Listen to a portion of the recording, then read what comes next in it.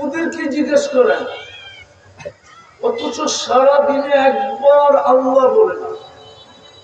রব্বে কাবার ফসলে পানির দামে যদি অক্সিজেনের দাম নিতেন 30 টাকা লিটার, 16,500 টাকা দুধ দিতে হতো।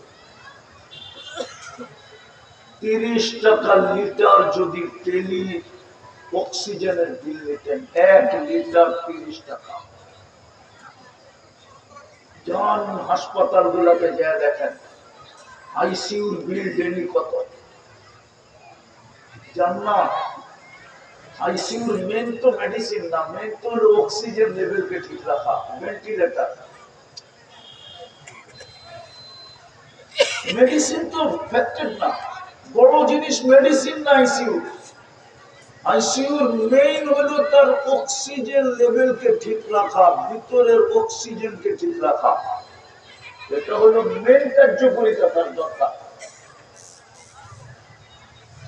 যদি 30 টাকা লিটার হতো, ডেলি 16,500 টাকা বিল দিত। আমি শুধু শুধু বলি না,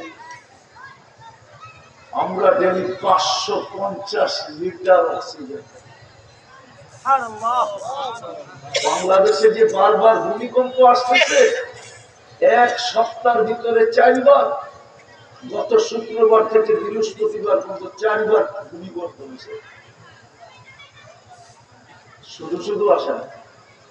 বাংলাদেশের প্রথম সারির শিল্পপতি আমাদেরকে বুঝাইয়া গেছিলেন, চলে গেছে, আল্লাহ লোকটাকে মাফ করে দেন, চলে গেছে দুনিয়ার থেকে, কিন্তু আমাদেরকে বুঝ দিয়া গেছিলেন।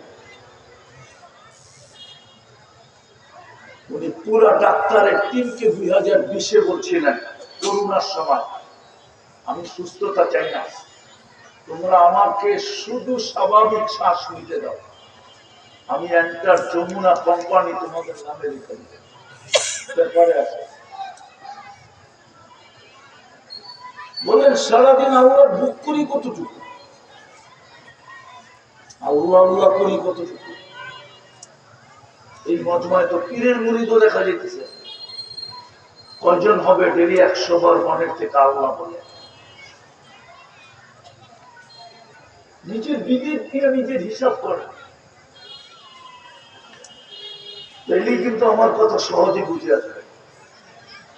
আমি দুনিয়াকে ডিনাই করতেছি না, অস্বীকার করতেছি না, কিন্তু এটাও উচিত ছিল আমাদের শেখা, জানা উচিত ছিল যে এইখানে তো আমি সঙ্গবদ্ধ, ওইখানে আমি সঙ্গবদ্ধ থাকবো কি করে? কোরআনে তো সঙ্গবদ্ধ থাকার কথা লেখা আছে, নাহনু আউলিয়াউকুম ফিল হায়াতিদ দুনিয়া ওয়া ফিল আখিরাহ। এইখানে মানুষের সঙ্গবদ্ধ ছিল, কোরআন তো বলে তুমি নিচে ফেরেশতাদের সাথে সঙ্গবদ্ধ বলে থাকবে। তাইলে কোরআনে কেন বলতো নাহনু আউলিয়াউকুম ফিল হায়াতিদ দুনিয়া ওয়া ফিল আখিরাহ? দুনিয়ার মানুষ তোমাকে দুনিয়ায় সঙ্গ দিত, কিন্তু আমরা তোমাকে ওইখানে সঙ্গ দিব, কবরে সঙ্গ দিব। কবরে ওলামা বলুক সঙ্গ দিবে কি দিবে না, জিজ্ঞাসা করেন ওলামাদেরকে পাশে থাকলে, ফেরেশতা আপনাকে কবরে সঙ্গ দিবে কি দিবে না, আপনাকে একা থাকতে দিবে না। কিন্তু তুমি একা কি কিভাবে বাস করবে? যদিও দুনিয়ার চোখে তুমি একা, নিচক একা তুমি, কিন্তু না, আমরা তোমাকে একা থাকতে দিব না। এই জন্যই তো বলে কোরআন, ইন্নাল্লাযীনা ক্বালু রাব্বুনাল্লাহ সুম্মা ইসতাকামু তাতানাজ্জালু আলাইহিমুল মালায়েকা আল্লা তাখাফু ওয়া লা তাহজানু ওয়া আবশিরু বিল জান্নাতিল্লাতী কুনতুম তুআদুন নাহনু আউলিয়াউকুম ফিল হায়াতিদ দুনিয়া ওয়া ফিল আখিরাহ। দুনিয়াওয়ালারা তোমাকে একা রেখে আসবে, এটা সত্য, কিন্তু আমরা তোমাকে একা থাকতে দিব না,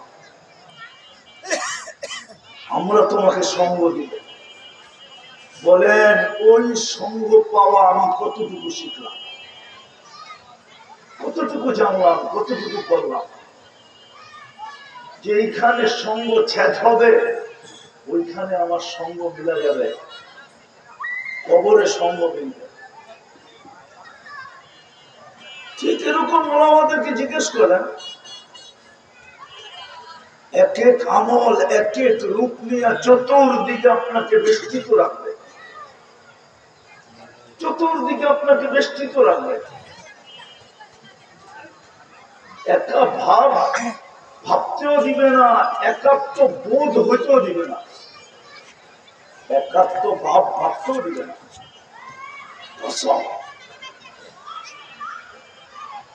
যে নামাজ সবচেয়ে বেশি গুরুত্ব দেওয়া দরকার ছিল, আমরা তো ভাবতেছিলাম গত শুক্রবারে, এই শুক্রবার না, গত এর আগের শুক্রবার যেদিন 5.7 ভূমিকম্প আসছে, আমরা ভাবতেছিলাম আজকের থেকে মসজিদে উচ্ছে পড়া ভিড় হবে,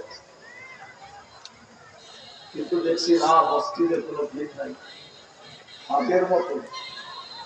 কি আপনাদের এখানে মুসল্লি পাচ্ছে? টানা যে শুক্র শনি রবি 3 দিন হলো মুসল্লি বাড়ছে। আমরা তো ভাবতেছিলাম উচ্ছে পড়া ভিড় হবে, মনে হয় ইমাম সাহেবের জায়গা দখল হয়ে যায় কিনা, এত ভিড় হবে যে ইমাম সাহেবের দাঁড়ানোর জায়গা পাবে না। কিন্তু ওই মসজিদে তো ভিড় হলো না, কেউ তো মসজিদ মুখী হলো না।